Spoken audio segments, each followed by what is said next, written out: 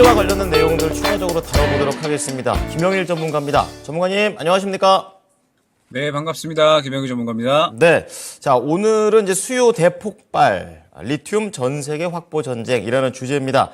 세 가지 플로우로 나눠 보겠는데요. 첫 번째 플로우는요, 이 리튬 수급 위기가 올 수도 있다. 그러니까 그만큼 굉장히 많은 사람들이 리튬을 원하고 있다. 이런 내용이고요. 두 번째는 시장에 다시 한번 도는 소재주의인가. 그리고 마지막으로 전략 가보도록 하겠습니다. 워낙에 이 2차 전지 소재는 한번 폭발력을 보여줬었던 그런 모습을 보여줬기 때문에 다시 한번 리튬 어떻게 봐야 될지 체크해보죠. 자, 플로우 첫 번째 어떻게 보십니까, 전문가님?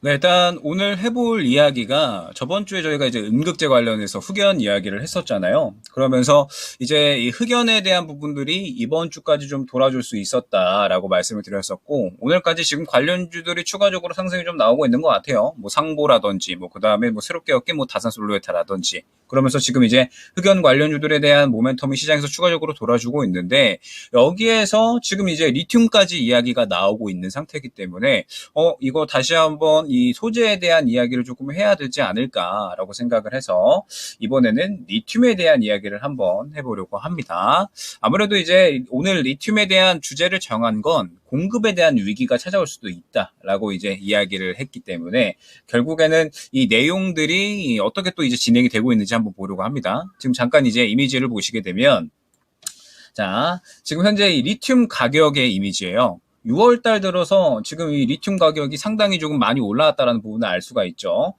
작년 한 말부터 리튬이 이제 어느 정도 가격이 올라오는 듯 했지만 쭉 하락을 하다가 이제 4월 달 정도부터 어느 정도 바닥 잡고 이제 올라와 주고 있는 모습을 확인을 할 수가 있습니다. 즉, 우리가 모르는 새에 리튬 가격이 지금 상당히 많이 회복이 됐다라는 모습을 확인을 할 수가 있었고, 지난 이제 한 20일에서 22일 정도에 이제 미국 라스베가스에서 이제 이 컨퍼런스가 하나 열렸었어요. 뭐냐면은 리튬 관련된 컨퍼런스가 이제 하나 열렸었거든요.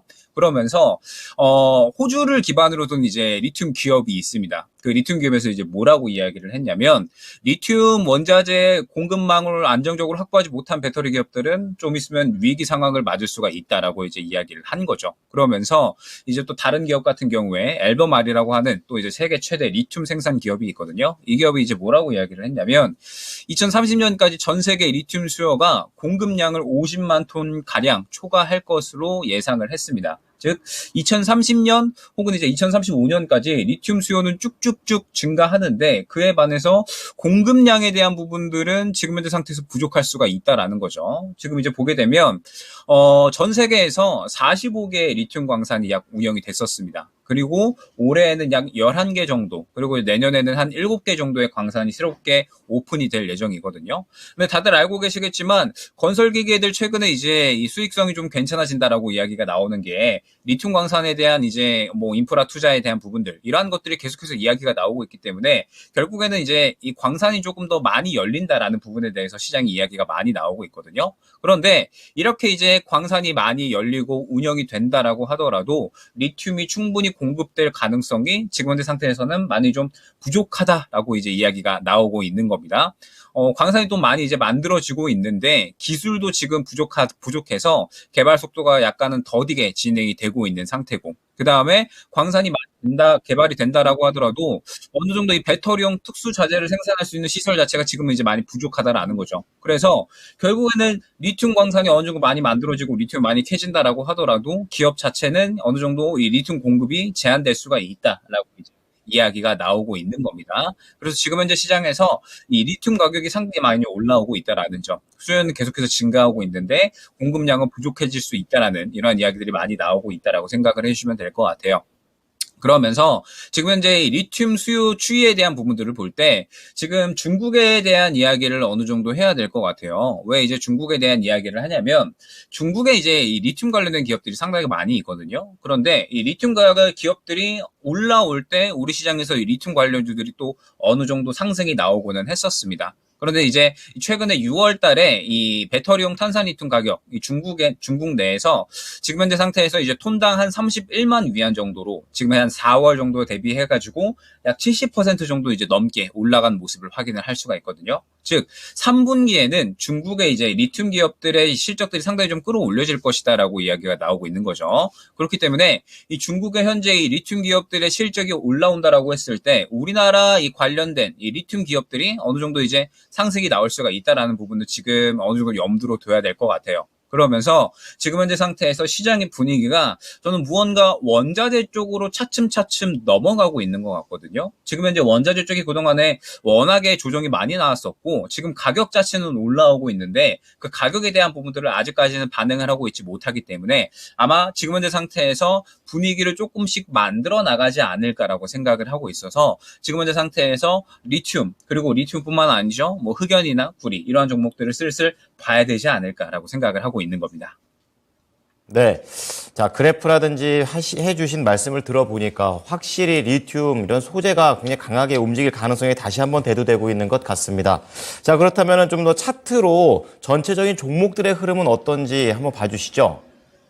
네, 일단은 오늘 추가적으로 상승이 나오고 있는 게 역시나 이 흑연 관련주들인 것 같아요. 지금 보게 되면 금요일부터 해가지고 목요일부터죠. 상보가 지금 이제 대장주로 굉장히 크게 움직이고 있고 그러면서 지금 이제 오늘까지 상승이 나와주고 있는데 흑연에 대한 부분들은 여전히 시장에서 돌고 있다라는 생각이 듭니다. 지금 이제 뭐 상보뿐만 아니라 오늘 새롭게 엮여진 뭐 다산 솔루에타라든지 그 다음에 지금 아직까지 그 외에 뭐 흑연 관련주들이 크게 반응이 나오고 있지 않기는 하지만 뭐 태경 BK나 혹은 이제 태경산업 같은 이러한 종목들 있잖아요.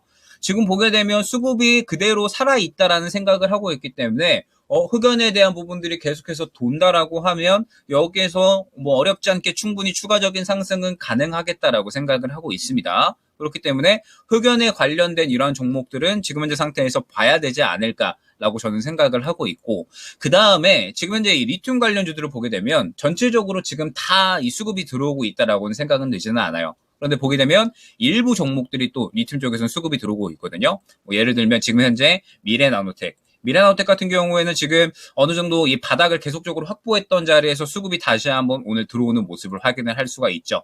그 다음에 지오릿 에너지 같은 경우에 최근에 이제 이 리튬 관련된 모멘텀이 하나 있었죠. 그러면서 지금 현재 이 지오릿 에너지 같은 경우에 어느 정도 또 수급을 잘 받아주면서 상승이 나오고 있는 모습을 확인을 할 수가 있습니다. 그러면서 지금 현재 일부 리튬 관련주들의 어느 정도 수급이 들어가고 있는 모습 또한 마찬가지로 확인을 할 수가 있다라고 생각이 되고 있고 여기에서 이제 우리가 또 하나 더 봐야 될 게 뭐냐면 저는 지금 현재 구리 쪽이 상당히 눈에 보이거든요. 역시나 이제 구리 관련주다라고 한다면은 뭐 이구산업 그 다음에 뭐 대창 이렇게 이제 두 종목 정도를 볼 수가 있겠죠.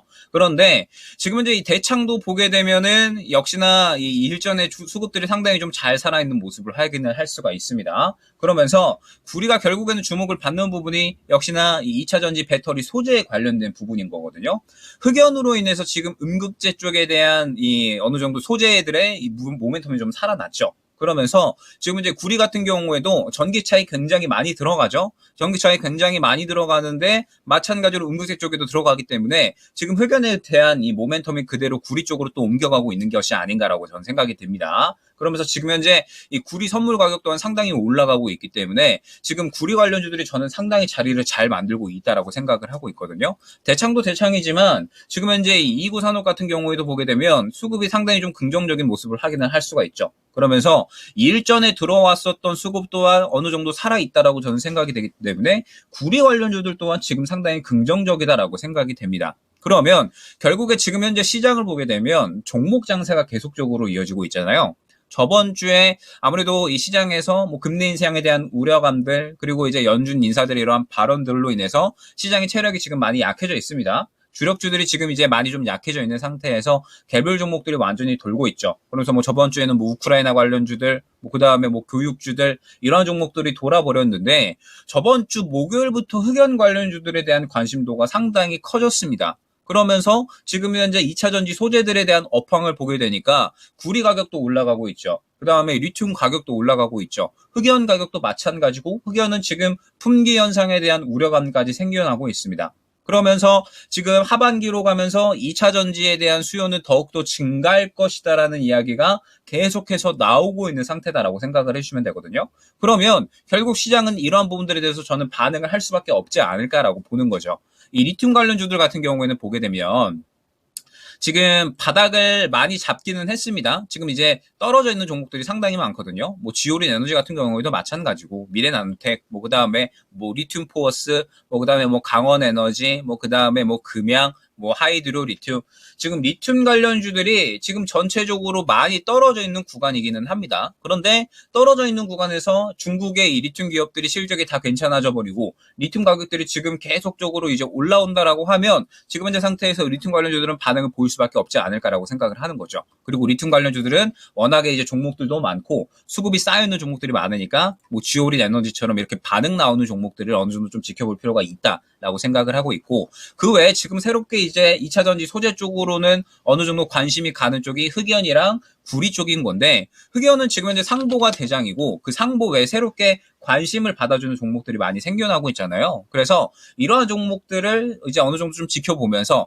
새롭게 수급이 들어가는 종목들이 뭐가 있는지, 오늘 같은 경우에 다산 솔로에타였는데 지금 다산 솔로에타도 보게 되면은 뭐 이러한 흐름들을 종가까지만 유지해준다라고 하면 저는 충분히 더 갈 수 있다라고 생각을 하고 있고, 아까 말씀드렸듯이 태경그룹주들, 뭐 태경케미칼이나 태경산업 이런 종목들도 아직까지는 지금 현재 태경 BK죠. 아직까지 수급이 살아있다라고 저는 생각을 합니다. 그래서 흑연주들도 아직까지는 죽지 않았다라고 생각을 하고 있고, 구리 관련주들도 마찬가지로 지금 계속해서 좋은 흐름을 가져가고 있기 때문에 지금 현재 상태에서 2차 전지, 특히나 이제 이 소재, 원자재에 대한 부분들이 무언가 이상하다라고 저는 생각이 되거든요. 그래서 지금부터 2차 전지 원자재에 대한 부분들은 아무래도 또 시장이 종목 장세로 흘러가고 있다 보니까 계속해서 좀 지켜봐야 되는 섹터가 아닌가 생각이 됩니다.